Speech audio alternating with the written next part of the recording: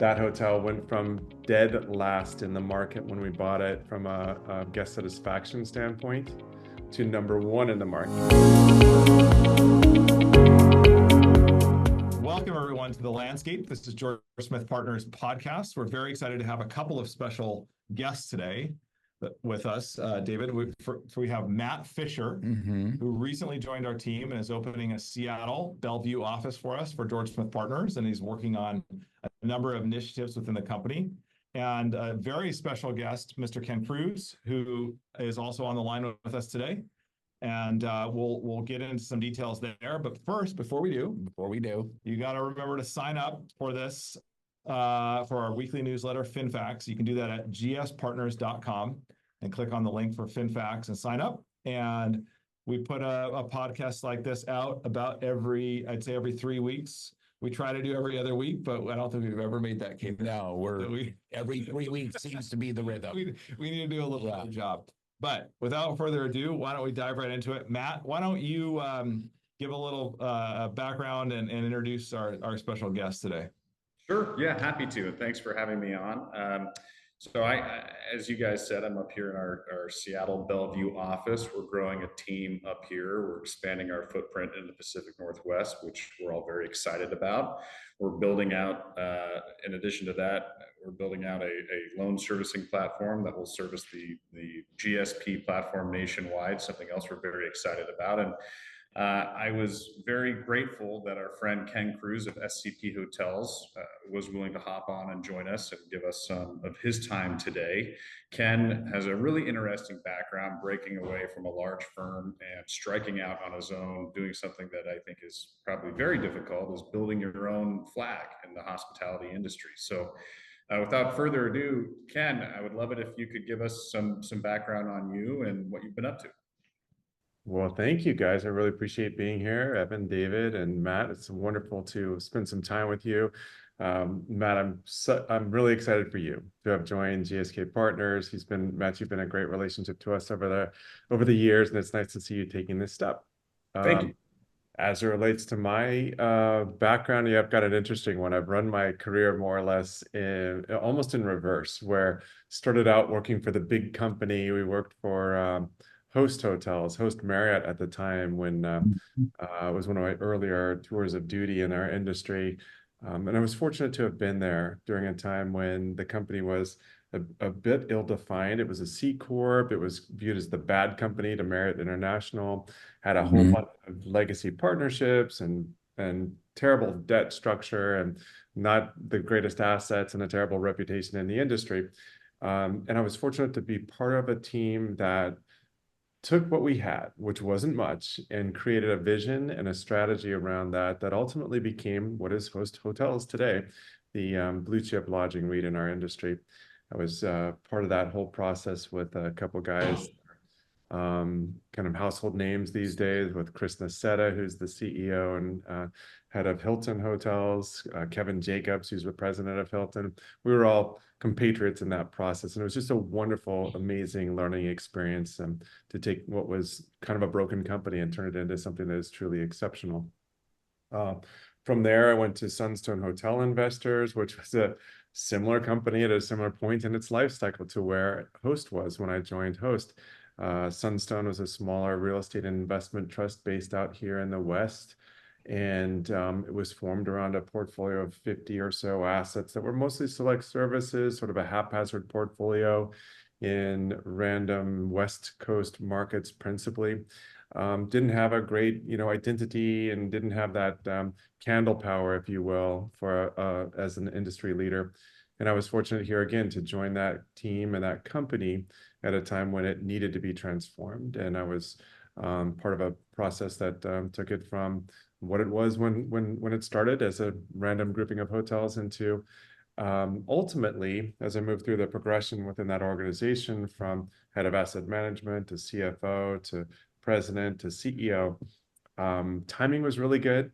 Team formation worked out quite well. The strategy and the execution on our strategy all worked out super well. So we took the company from a $90 million equity market cap to about a $3.5 billion equity market cap when I left, and in the process generated around a 40% IRR for our investors. So incredible experience, wonderful place to be, wonderful time to get in to the leadership role, given the cyclicality of our industry, and also chose a wonderful time to get out as the leader of a public company right at the peak. If you look at our chart, we've got a chart in our materials that timing was very unfortunate. Has walked away from that organization right at the peak of the equity cycle.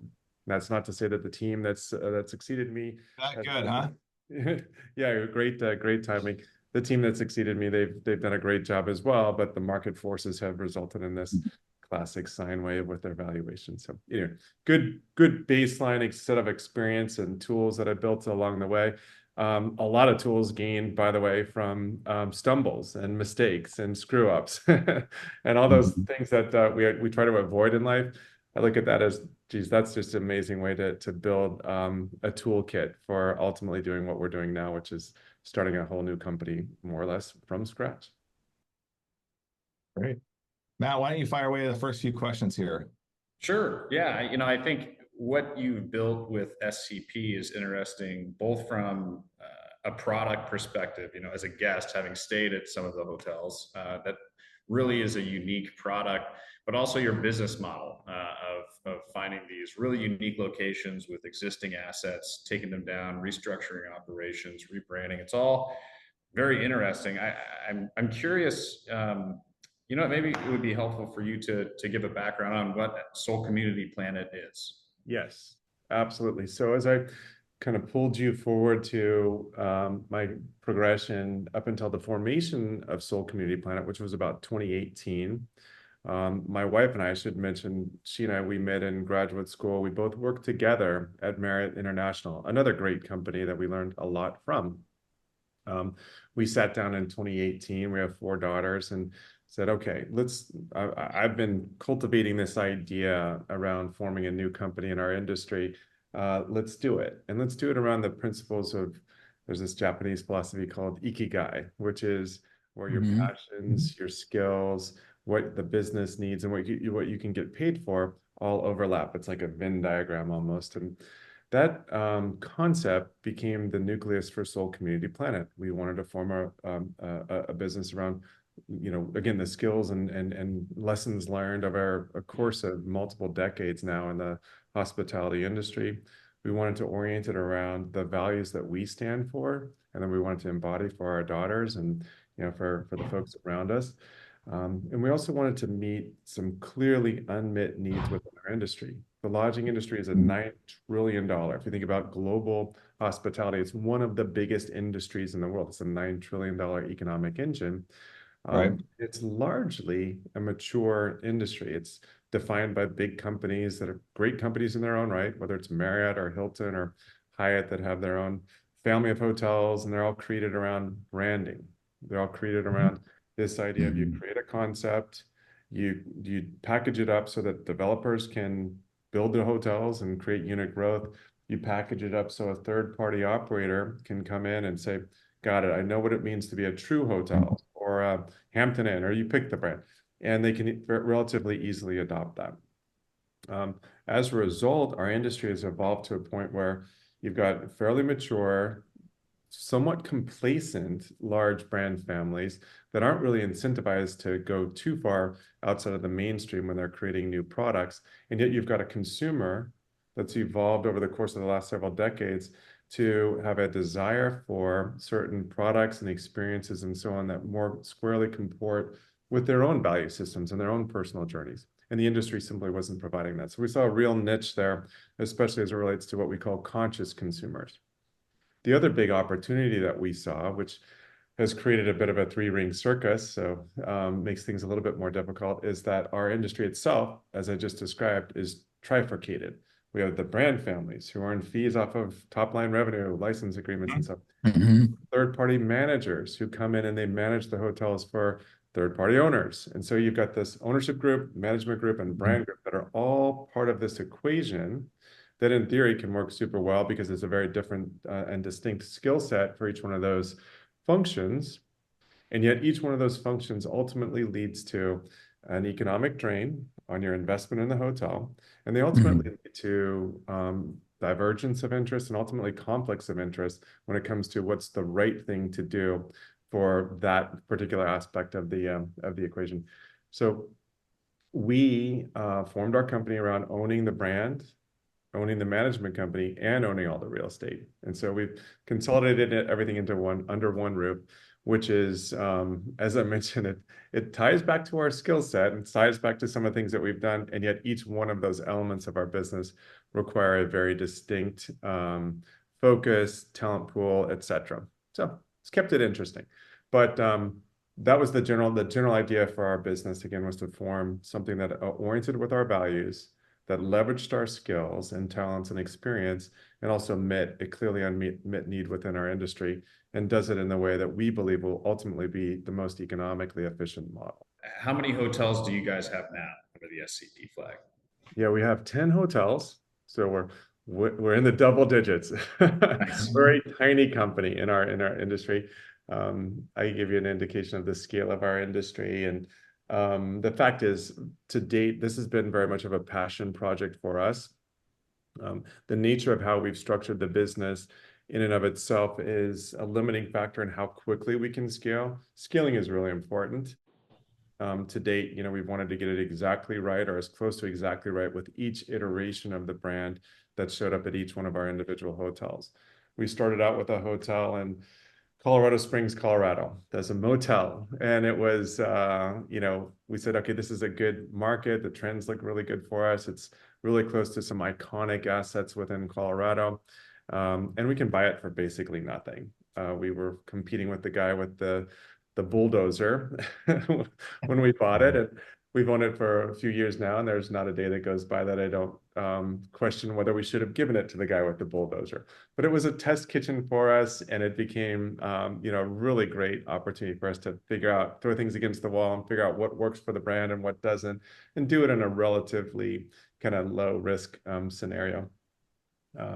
That hotel went from dead last in the market when we bought it from a guest satisfaction standpoint to #1 in the market, and it remains in the top 10 in the market from a guest satisfaction standpoint. This is competing with iconic assets like the Broadmoor in Colorado Springs and in Cheyenne Mountain, and you name it. So very proud of what we've produced there, but we also learned from that experience that the motel conversions is not ideal for SCP. I think we fit more closely with the psychographics and the demographics of our market, and on a little higher end of the spectrum.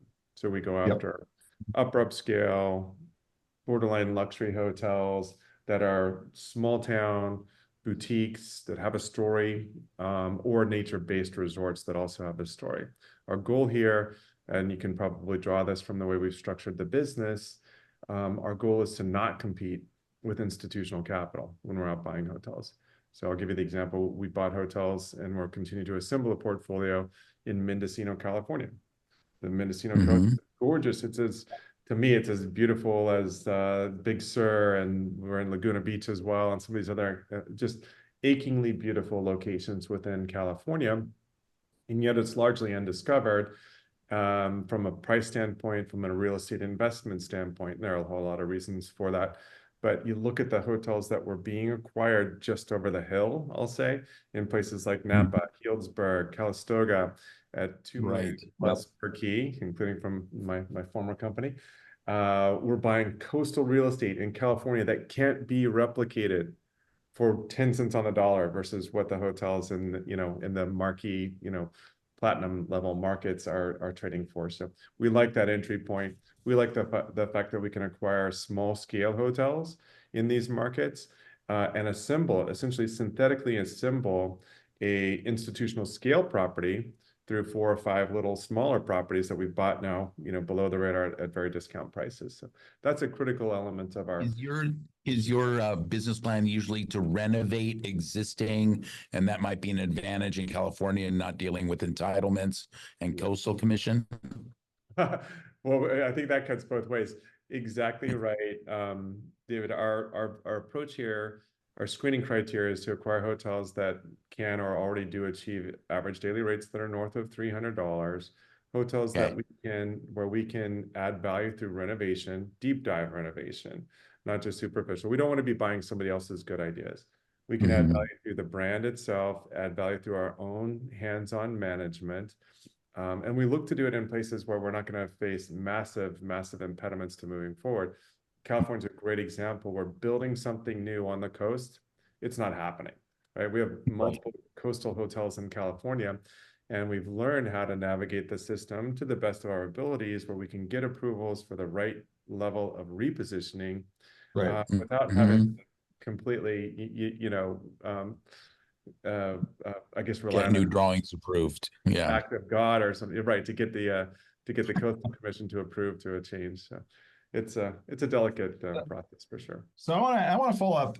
You mentioned something early on. You're a vertically integrated company, Yeah, right? Which in the real estate space, for those who are trying to figure out what that means, it can mean a couple of different things depending on which kind of segment of real estate. In hospitality, it can be particularly difficult to get a vertically integrated company off the ground.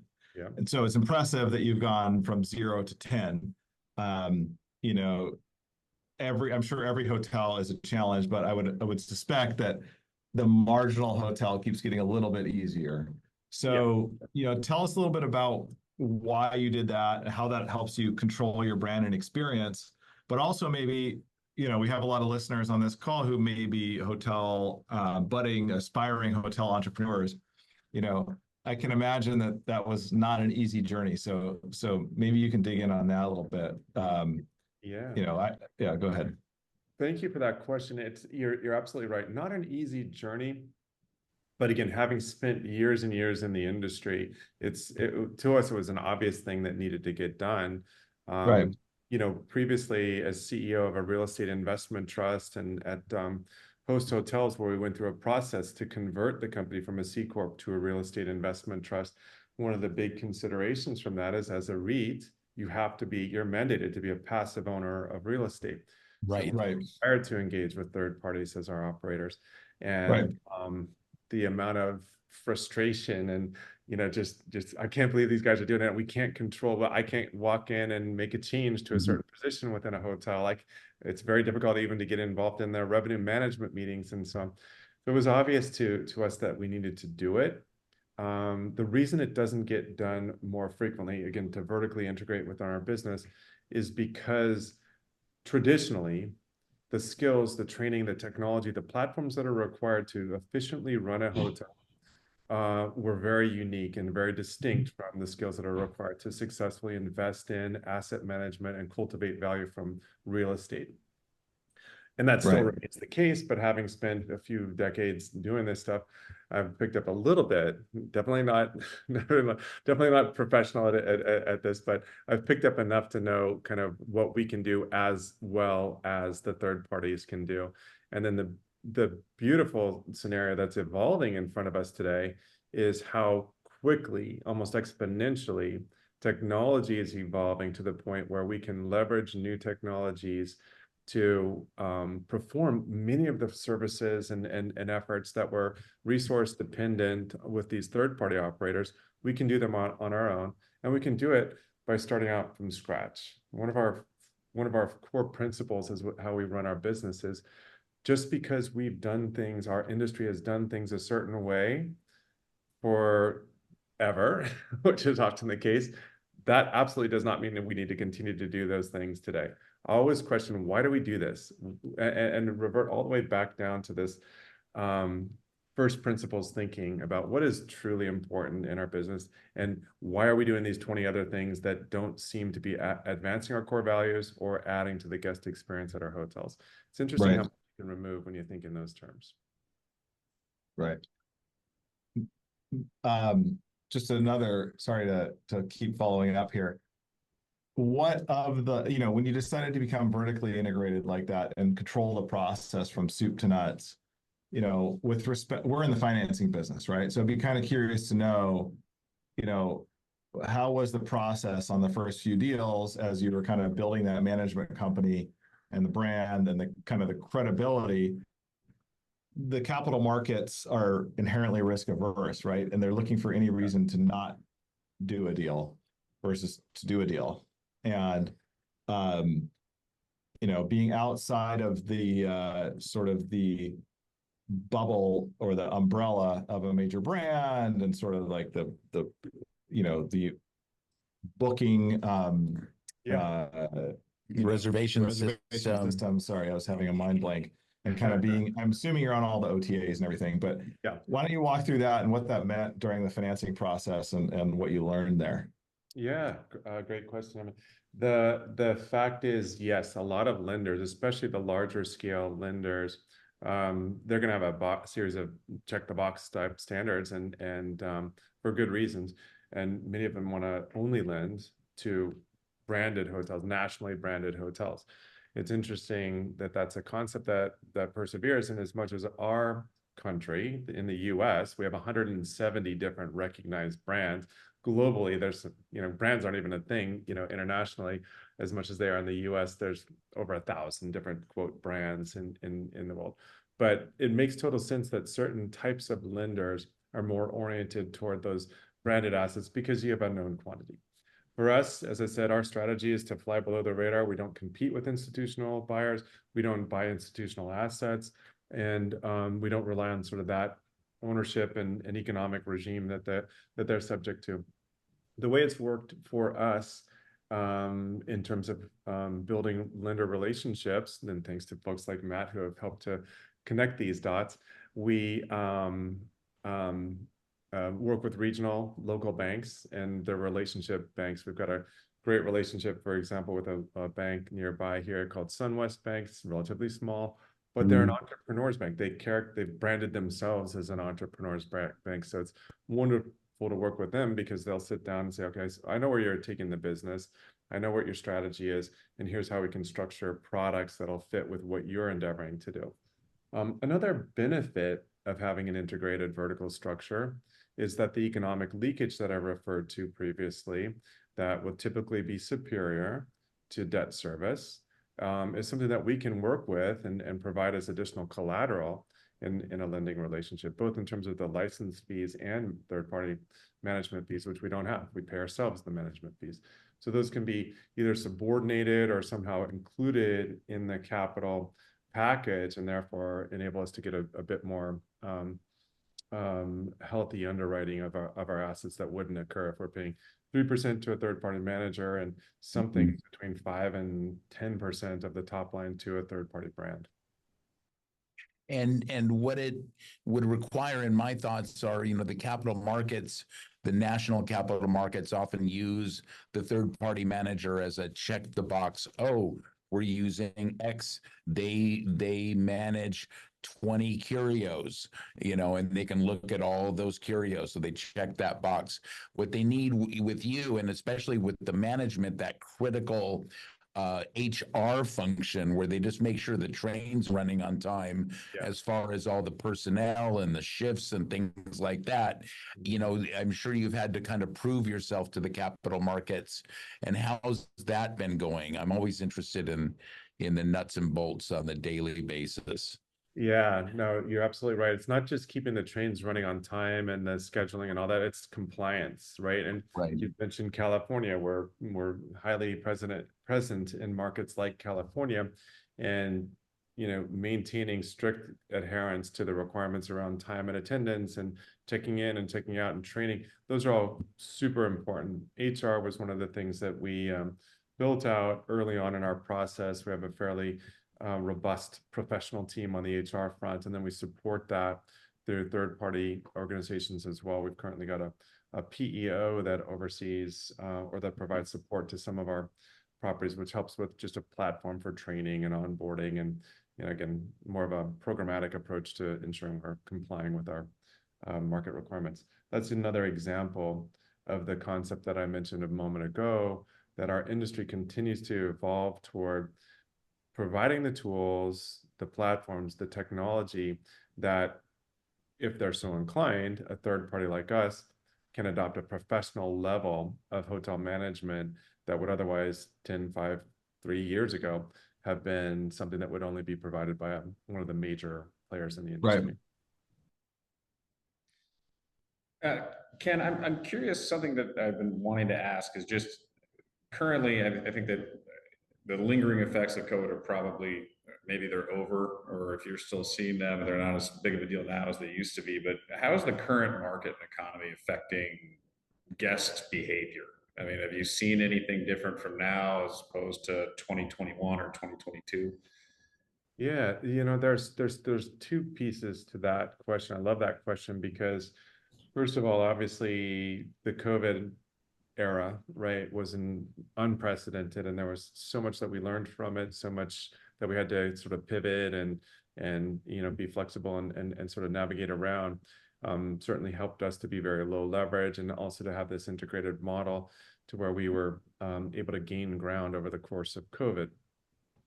One of the things that we're seeing that I think were elevated during the course of COVID were sort of some macro themes that we had identified pre-COVID, things that we had identified as driving factors that are going to transform the way consumers behave, the way people travel, and so on, that frankly, we oriented our company around. Many of those macro trends are now elevated, and I think have become even stronger players in our business than pre-COVID. Theme